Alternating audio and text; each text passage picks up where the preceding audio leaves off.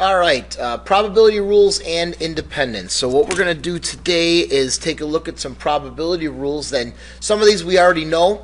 We're recalling this first part here where probability is the number of outcomes of an event happening divided by the number of outcomes in the total outcomes in the sample space.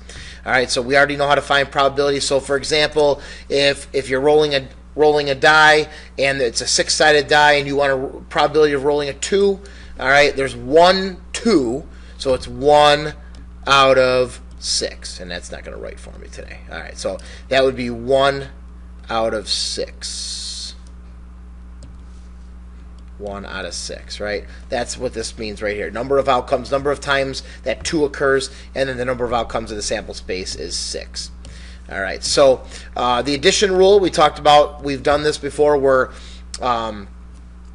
you want to find the probability of something or something happening, something or something else. So whenever it's an or statement, it's the probability of the first thing plus the probability of the second event minus the probability of both events happening. And we've seen that before. So that's kind of a recall there. Now, independent events, this vocabulary. Independent events are events in which the outcome of one event has no effect on the outcome of the other one. So if I'm going to roll a die and flip a coin, whatever you get on the die has no effect on what you're going to on the flip of the coin. So if I roll a 3, that doesn't mean it's more likely to flip heads. That doesn't make any sense, right? They're totally independent of each other. So there's no dependence whatsoever. However, if I'm reaching in a bag and pull of marbles or discs or something, and I pull out one and I don't put it back in. So say there's like red, green, and blue in a bag, and I pull out a red one. Okay, now there's one less red one in the bag. So when I go to pull out the second one, there is a different probability. So what we're going to determine is if events are independent or if they are dependent on each other, and we're going to use the multiplication rule to do that. So the multiplication rule can only be used, and it's used for statements and. You're trying to find the probability of and. Something is to happen. We would multiply. So here's your multiplication rule. If you want to find the probability of events A and B, you multiply the probability of event A times the probability of event B. But that only works when the events are independent. So if it's flipping a coin and rolling a die, it's 1/2 times 1/6. I would multiply those because those are independent. However, if it's pulling out marbles, then it doesn't work. It doesn't work because if you pull out that marble and you don't put it back in to the bag, then those are not independent events. So they are dependent, so this formula would not work.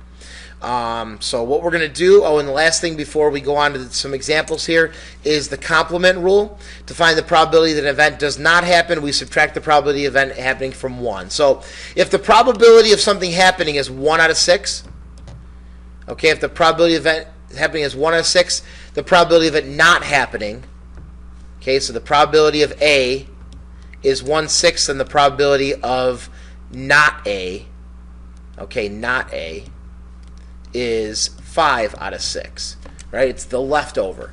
So 1/6 plus 5/6 is 6/6, right? And that's 1. So basically, like I said, if you know the probability of one thing, the probability of it not happening is you just subtract from 1. Here's the notation. Probability of A raised to the C means A complement. That's the same thing as this notation here, where it's not A. This little thing means not. All right, so not A complement A, same thing. All right, you'll get used to this as we go along. So example 1, that's using the complement rule. Suppose that the probability that a particular flight is on time is 0.78. So that's a 78% chance on time. Okay, well, if there's a 78% chance that it will be on time, what's the probability that it will not be on time? Well, what's left over? There's 22% left over. How would you figure that out? 1 minus 0.78. See, that's using the complement rule we just talked about, and that's going to be 0.22. So the probability of the flight not on time is 0.22, 22%. But if they don't ask for a percent, I was just using that as to make more sense. All right, but if they don't ask for a percent, we're going to leave it in decimal form. So the probability the flight is not on time is 0.22. A number cube has faces numbered 1 through 6. That's a die. And a coin has two sides, heads and tails. The number cube will be rolled and the coin will be flipped. Now, because the events are independent, we can use the multiplication rule now. So find the probability that the cube shows a 4. So how many 4s are on there? Well, one side is a 4 out of 6 sides. So it's a 1/6, a 1 out of 6 chance of rolling that 4. And the coin lands on heads, that's going to be a 1 out of 2 chance. There's one head out of 2 sides. I'm going to use the multiplication rule because these are independent events. 1/6 times 1/2 is 1 out of 12. So the probability that you would roll a 4 and flip heads, you have to get both things to happen. The probability is 1 out of 12. If you toss the coin 5 times, what is the probability you'll see a head on all 5 tosses? So I want the probability of getting a head and head and head and head and head, right? So I want 5 things to happen. So I'm going to multiply all those probabilities. The probability of getting the first head is 1/2. The probability of getting another head is 1/2. And then another one is 1/2, and then another one is 1/2, and then another one is 1/2. I need to multiply all of those because I want it to happen 5 times. 1/2 times 1/2 times 1/2 times 1/2 times 1/2. Just multiply them 2s, you get 32. It's 1 out of 32. So there's only a 1 out of 32 chance that if you toss the coin 5 times, only 1 out of 32 experiments of 5 coin tosses, only 1 out of 32 would you be expected to get the head all 5 times. Example 3, Josie will soon be taking exams in math and Spanish. She estimates that the probability she passes the math exam is 0.9, and the probability that she passes the Spanish exam is 0.8. She's also willing to assume the results of the 2 exams are independent. That's important because if they're not independent, we can't use the multiplication rule. Find the probability that Josie passes at least one of the exams. So at least one means or. All right? So it's probability of passing math, choking here, or Spanish. So the probability of or is going to be the addition of those. It's probability of M plus the probability of S minus the probability of M and S. So that's going to be the probability of M, which is 0.9, plus 0.8, minus the probability of M and S. Well, the probability of M and S, we got to figure that out. The probability of M and S is the multiplication of those. And that's going to be 0.72. So we need to put that in here. And that's going to give us 0.9 plus 0.8 minus 0.72. And that comes out to be 0.98. So there's a 98% chance that they would pass just one of them. All right? One or the other. In a large high school, 58% of the students are female, 82% of the students are passing phys ed, and 39% of the females and passing phys ed are females and passing phys ed. So there's the individual. So we have 58% female. Let's write this out. So female, probability of female is given, and that's 0.58. That's the probability that someone is a female. 58% are females. Probability of passing phys ed, so we'll call it passing, probability of passing, that's 0.82. And the probability of being a female and passing phys ed is 0.39. Use the converse of the multiplication rule to decide whether the events female student and passing phys ed are independent. So they're only going to be independent if we use that converse of the multiplication rule. We use that multiplication rule and it comes out to be the same as the given probability of and. So here's my and probability. This is what I got to get. If it comes out to be 0.39 when I do the probability of F times the probability of P, when I multiply those probabilities, if it comes out to be 0.39, then I'll know they're independent. If it comes out to be something different, they must not be independent of each other. So let's do it. Probability of F is 0.58 times the probability of P, which is 0.82. I need to multiply those, and that comes out to be 0.4756. Okay? So you see how this and this, they are not equal? Okay? So since those are not equal, the events are not independent. So the events are not independent. Not independent. They must be dependent. Because if they were independent, then I should be able to multiply the probabilities and get the probability of and. Okay? If I can't multiply the individual probabilities and get the probability of and the two, which is given as 39%, if that doesn't equal out, it's like a test. Okay? If those don't equal out, then it shows they're not independent. If I got 0.39, if I would have got 0.39 right here, and that's what was given for the percentage of females passing phys ed, if those worked out, then I would know they are independent events because I was able to just multiply the individual probabilities. And we're going to do more of this in class. All right, last example, and this is going to use the two-way tables that we talked about in our last, 2 lessons ago. Obedience School for Dogs is a small franchise that offers obedience class for dogs. Some people think that the larger dogs are easier to train and therefore should not be charged as much for classes. To investigate this claim, dogs enrolled in the classes were classified as large or small. The dogs were also classified by whether or not they passed the obedience class offered by the franchise. 45% of the dogs involved in classes were large. 45% were large. We're creating a hypothetical 1,000 two-way table. We did this in a couple lessons ago. You should know how to do this.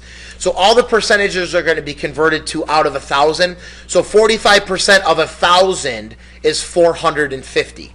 All right, and that's large dogs. So that's going to go right here. The total for large dogs, 450 large dogs. 60% of the dogs pass the course. 60% pass the course.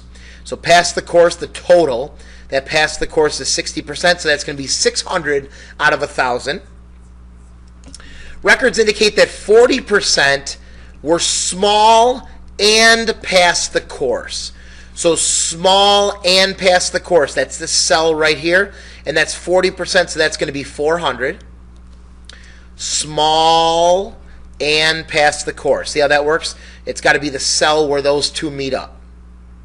And we talked about two-way tables. All right, so now this is 1,000. Every hypothetical 1,000 table would end in 1,000, and that's enough information to fill this table in. I'm just going to switch colors to show you the ones that we got from the non-given information. So purple is given. So obviously what and 400 is 600. This is 200. All right, what and 450 is 1,000. This is going to be 550. Oops, what am I doing here? Didn't want it to. Okay, 550. This is going to be 250 because I got to add up to 450. This is going to be 150 because I add up to 550, and then this adds up to 400, and 600 to 400, 1,000. Everything adds up. So it's got to add up going down. It's got to add up across, and the total's got to all add up, and it does. What is the probability that a dog selected at random from those enrolled in the classes passed the course? Probability of passed. Probability of passed. and they're not designated a certain type of dog. So this has got to be the total that passed the course. Well, 600 passed the course out of 1,000. 600 out of 1,000. So that's going to be 0.60. So 0.60 is the probability that they passed the course. A dog was randomly selected from the dogs that completed the class. If the selected dog was a large dog, that's important. If they were a large dog. So now we're only looking at, and I'm going to highlight the column. I'm only looking at the large dog row. I'm only looking at the large dogs because they said if the dog selected was a large dog. That's important. If you have a highlighter, highlight that. So if they are a large dog, what's the probability the dog passed the course? So the probability of passing, but it must be a large dog. It's not and a large dog, it must be a large dog. So it's out of the large dogs, that's 450, and 200 passed. So that's going to be 200 out of 450. And 200 out of 450 is 0.44 repeating. So the probability is 0.44 repeating. A dog is randomly selected if the selected dog is a small dog. So now it's a small dog. All right, so now we're going to highlight in pink small dogs. Of course, that's going to, oh no, we can still see it. So now it's a small dog. All right, and we're going to switch to blue. Blue pen. What is the probability the dog passed the course? So probability of passing given that it's a small dog. And that's going to be 400. So here's the passing, 400 out of 550. It's out of 550 because there's only 550 small dogs. And that's 0.72. Repeating. All right. Do you think the dog size and whether or not the dog passes are independent of each other? To me, just looking at those two right there, they're probably not independent of each other because there's a bigger percentage of the small dogs that pass the course than large dogs. So that's going to show that they are not, so probably not. So based on this, probably not. And I would say 0.72 is greater than 0.44. Of course, we haven't studied if that even is the reason why. It's just, we're kind of like just guessing right now. What we're going to do here is do what we just did earlier, where we're going to do the actual probabilities of A and probability of B, and then determine if they are independent. So probability of being a large dog, and we already did that, the probability of being a large dog is 200 out of 1,000. No, I'm sorry, 600 out of 1,000. Oop, sorry, large dog. Where are we at? Large dog, 450. Large dog, 450 out of 1,000. So the probability of event A, which is large dog, is 450 out of 1,000, which is 0.45. Okay, so that's 0.45. Probability of passing the course is 600 out of 1,000. So the probability of passing the course is 0.60. We already did that earlier. What's the probability of large dog and passing the course? Well, we're just going to look at our chart. Large dogs and passing the course is right here, 200 out of 1,000. So that's 0.20. Okay? So now, again, if they are independent, I need to be able to multiply the large dog and passing the course. If I multiply those, I got to get 0.20. If that doesn't give me 0.20, then I know that these are not independent. So I'm going to do that now. I'm going to do probability of large times the probability of passing, and that's going to be 0.45 times 0.60, and that comes out to be, and I did that, it comes out to be 0.27. Okay, so because 0.27 does not equal 0.20. 0.27 does not equal 0.20. They are not independent.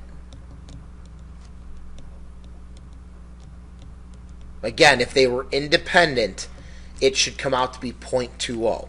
In your group work, you will see somewhere, or at least one, where it comes out to be independent, where you multiply them, and you do get the probability of and. You got to multiply the individual events and get the probability of and then you know the events are independent. We'll work on this tomorrow.